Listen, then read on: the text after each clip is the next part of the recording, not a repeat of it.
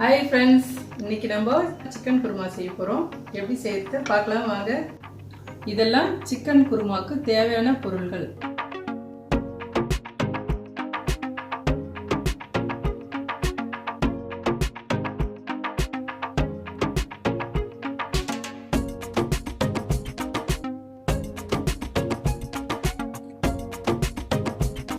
குக்கரை வச்சு தாளிக்கலாங்க. எண்ணெய் ஒரு 3 ஸ்பூன் ஊற்றிக்கலாம். இப்போது நம்ம 1 ஸ்பூன் சோம்பு, 2 பட்டை, 1 லவங்கப்பூ, 1 ஏலக்காய், கடல்பாசி கொஞ்சம் எடுத்து வச்சுருக்கேன். இதை போட்டுக்கலாம்.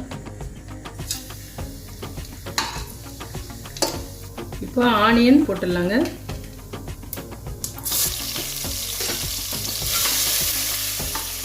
வெங்காயம் வந்து செவந்து வறுத்துங்க.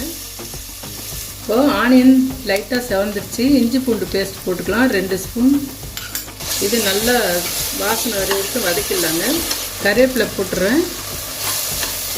இப்போ தக்காளி போட்டுக்கலாம். இதில் நான் வந்து 1 கிலோ சிக்கன் எடுத்துருக்கேன். இது நான் மஞ்சள் போட்டு நல்லா கழுவி வச்சுருக்கேங்க. இதில் போட்டுடலாம்.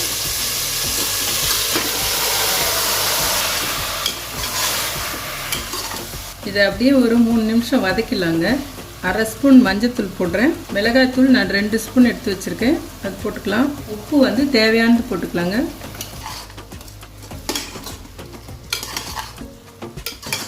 மூணு நிமிஷம் வதக்கியாச்சுங்க. இப்போது நம்ம 1.5 டம்ளர் தண்ணி ஊற்றிக்கலாம்.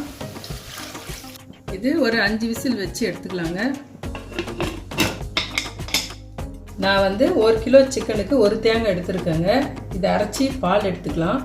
அது அரைக்கும் போது இதோட ஒரு 4 முந்திரி, கொஞ்சம் கசகசா போட்டு அரைச்சிக்கலாங்க.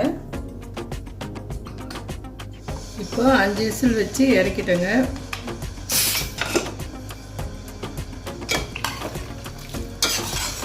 சிக்கன் நல்லா வெந்திருக்கு. இப்போ நம்ம தேங்காய் பால் ஊற்றிக்கலாம். அதில்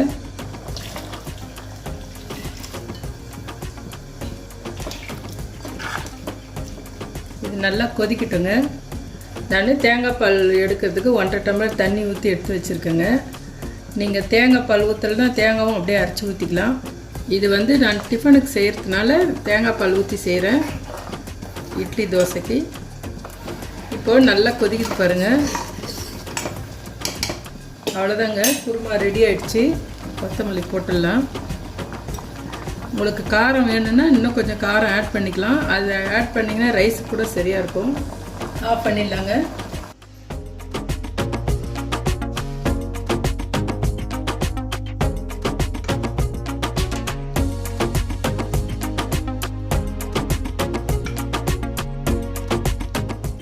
குருமாவை வீட்டில் செஞ்சு பாருங்கள், செம்ம டேஸ்ட்டாக இருக்கும். என்ஜாய் பண்ணுங்கள்.